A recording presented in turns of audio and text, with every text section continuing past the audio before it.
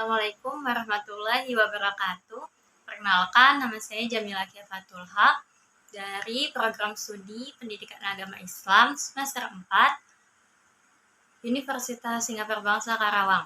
Di sini saya akan menyampaikan materi tentang kepemimpinan perempuan dalam perspektif hadis di mata kuliah Hadis Tarbawi dengan dosen pengampu Ibu Haja Debibik Nabilatul Fauzia LC.MA. Nah, sebelumnya teman-teman udah pada tahu belum? Boleh nggak sih perempuan itu jadi pemimpin? Terdapat dalam hadis tentang kepemimpinan perempuan, yaitu Haddasana Utsman bin Haitsam, Haddasana Aufun Anil Hasani an Abi Bakrah qala laqad nafa'illahu bi kalimatin sami'tuha min Rasulillah sallallahu alaihi wasallam ayyamal jamal ba'da makitu an al-haqqu bi ashabil jamal fa'aqatila ma'ahum qala lamma balagha Rasulullah sallallahu alaihi wasallam anna ahla Farisa qad malaku alaihim binta Kisra qala la yufliha qaumun walau amrahum ra'atan, yang artinya dari Utsman bin Haitsam, dari Auf bin Hasan, dari Abi Bakrah berkata, Allah memberi manfaat kepadaku dengan sebuah kalimat yang kudengar dari Rasulullah SAW pada hari menjelang perang Jamal, setelah aku hampir membenarkan mereka atau Ashabul Jamal dan berperang bersama mereka. Ketika sampai kabar kepada Rasulullah SAW bahwa bangsa Persia mengangkat putri Kisra sebagai pemimpin, beliau bersabda, tidak akan beruntung suatu kaum apabila kaum tersebut menyerahkan urusan mereka kepada wanita. Hadis riwayat Al-Bukhari. Nah, Imam Al-Bukhari meriwayatkan hadis tersebut dari jalur Utsman bin Haitsam yang bersambung sampai sahabat Abu Bakrah yang bernama asli Nafi bin Al-Harith. Ada juga jalur periwayatan yang dimuat oleh Imam Ahmad bin Hambal dari Muhammad bin Al-Musanna. Selain diriwayatkan dalam Sahih Al-Bukhari, hadis ini juga diriwayatkan dalam Musnad Ahmad bin Hambal, Sunan At-Tirmidzi, Musnad At-Tabrani, juga Sunan An-Nasa'i. Selanjutnya yaitu penjelasan atau syarah. Asbabul wurud atau sebab dituturkannya hadis tersebut oleh Abu Bakrah adalah ketika konflik politik yang meruncing antara kubu Aisyah dengan kubu Sayyidina Ali bin Abi Thalib yang memicu terjadinya perang Jamal atau perang Unta. Hal tersebut terjadi pada tahun 36 Hijriah. Nah, posisi politik Abu Bakrah sendiri disebutkan tidak berpihak kepada kubu Sayyidah Aisyah dan mendasarkan sikapnya kepada pernyataan Nabi yang telah disampaikan. Namun, para pensyarah hadis menjelaskan bahwa apa yang menyebabkan Nabi berujar demikian, yaitu dari kisah di negeri Kisra yang berada di bagian negara Persia memiliki seorang raja yang terbunuh akibat dari konflik internal kerajaan. Dan rupanya pembunuhan sang raja disebabkan oleh anak lakinya sendiri.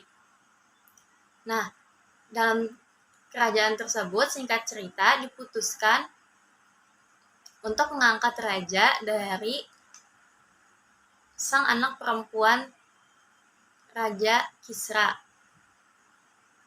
Kemudian, jumhur ulama juga menyebutkan hadis tersebut hanya dipahami secara kontekstual. Muhammad Syaudi Ismail berpendapat bahwa atas dasar petunjuk hadis tersebut terkait pengangkatan wanita menjadi kepala negara, hakim pengadilan dinyatakan bahwa wanita menurut petunjuk syarat tersebut hanya sekedar diberi tanggung jawab untuk menjaga harta suaminya.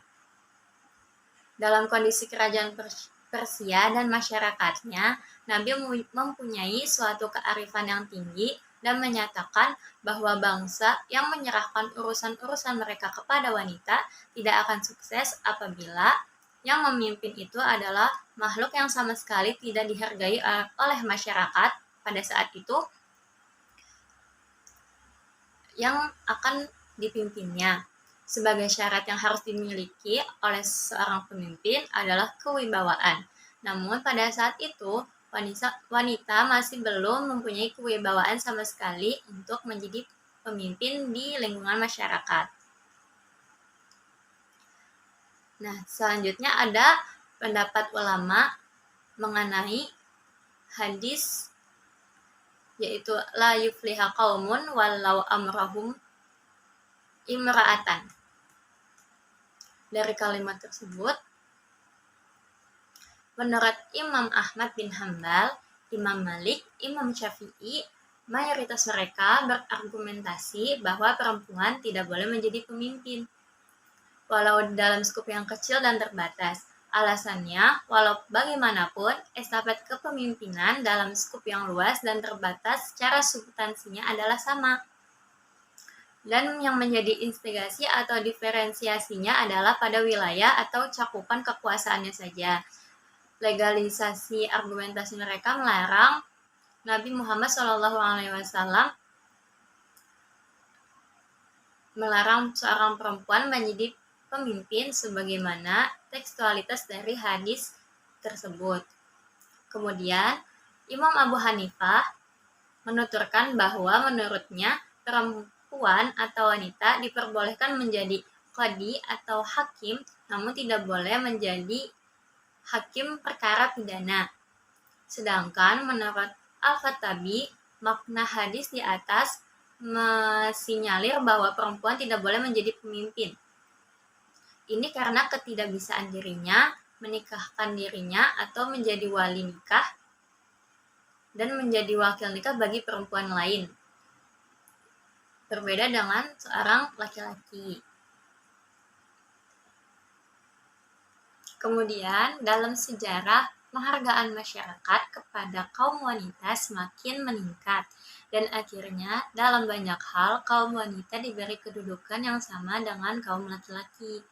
Di dalam Al-Quran pun memberikan peluang yang sama kepada kaum wanita dan kaum laki-laki untuk melakukan berbagai kebijakan sebagaimana dalam firman Allah surat At-Taubah ayat 71. Nah, kepemimpinan seorang perempuan itu dibolehkan bagi perempuan yang memiliki kekuatan atau kelebihannya tersendiri yang ahli di bidangnya. Sama saja dengan seorang laki-laki. Kepemimpinan yang diemban seorang laki-laki haruslah si laki-laki itu memiliki kekuatan. Jika tidak, maka akan hancur dan akan merugikan masyarakat yang dipimpinnya. Selanjutnya, Al-Tabari menjelaskan bahwa seorang wanita boleh menjadi seorang pemimpin, bertolak pada kebolehan perempuan menjadi saksi dalam pernikahan.